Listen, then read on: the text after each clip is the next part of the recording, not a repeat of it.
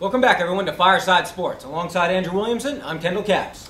Well, here we are. We're going to break down the NHL playoffs for you. It's my favorite time of year. I feel like this is the sport where the intensity level is increased. Yeah, you can see it even on TV. Guys just look like they're going faster. They're checking harder. I mean, the intensity level is every physical. play, people are locked in. Nothing's easy. Defense comes to the forefront, which to the average fan who's not too familiar with hockey seems to slow things down maybe. But when you actually sit and watch a game, these guys are out there hitting hard. Yes, yeah, they are. All right, how about we start with maybe the best team in the regular season, the Vancouver Canucks. Ran away with the President's Trophy, had a great year. They could score, they could defend. Roberto Luongo's playing well. I mean, after winning Game 1 against Chicago, shutting them out, did you give Chicago a chance? Chicago was one of my teams that I liked earlier this year with Kane and Tays.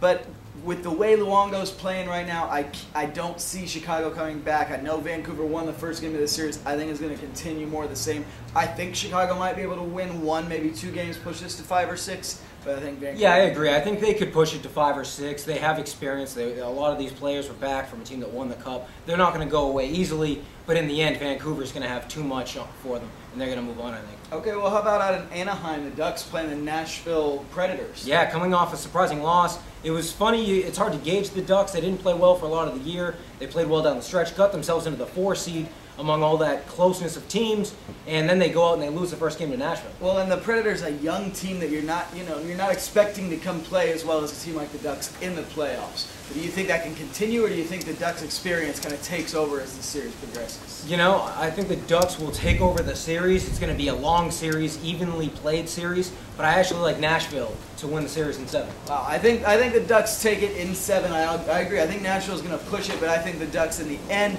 when it gets to a Game 7, those guys who have been there before are going to come in. Well, speaking of guys that have been there before, the Detroit Red Wings, I mean, they're back with a lot of big names that everybody knows, and they're playing a relatively unknown Phoenix team that actually has a lot of offense and some serious depth on their roster. Yeah, but the problem is when you have a lot of offense and you're playing a team like the Red Wings who have Datsun and Franzen playing the way they're playing and the amount of offense Detroit's bringing, you really need to be bringing the defense to try and slow them down a little. I think Detroit's going to steamroll, and a couple shootouts maybe, but I think Detroit's going to take the series pretty quickly. You know, I think Phoenix, when they get back home, I think that I wouldn't be surprised if they win a game, maybe 2, and force it back tied, but in the end, Detroit's going to find a way to win the series. Well, how about San Jose Sharks taking on the Kings, interstate rivals, kind of going head-to-head.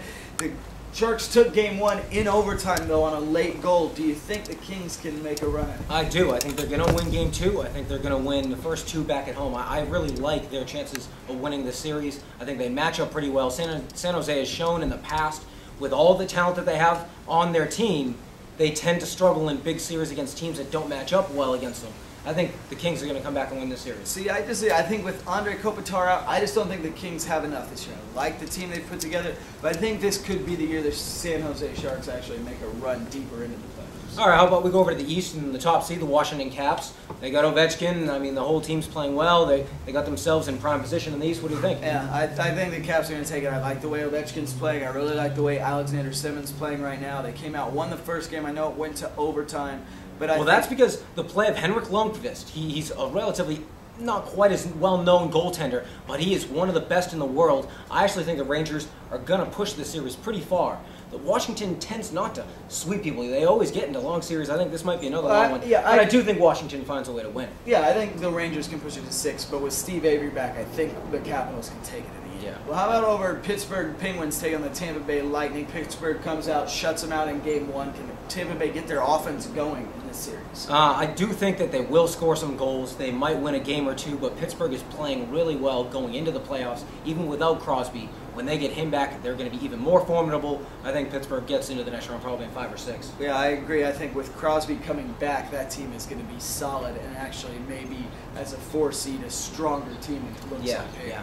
All right, well, let's look at maybe the oldest rivalry in hockey. The Boston Bruins and the Montreal Canadiens playing for the 33rd time in the postseason. It's amazing how many times these two teams seem to play each other. Well, Montreal getting most of the best of it through the years, but Boston swept Montreal 2 years ago. Yeah, Boston did sweep Montreal 2 years ago, but to me it seems like in evenly matched series, the Canadiens have the Bruins number. I like the Canadiens here. They won Game 1. If they can come out and win 2 games in Boston to start the series, it's looking like another one of those years where the Bruins don't perform up to expectations. Yes, it very well might be. Carey Price is standing on his head right now. He had an amazing second period to keep the game a shutout last night. Boston was peppering him with shots.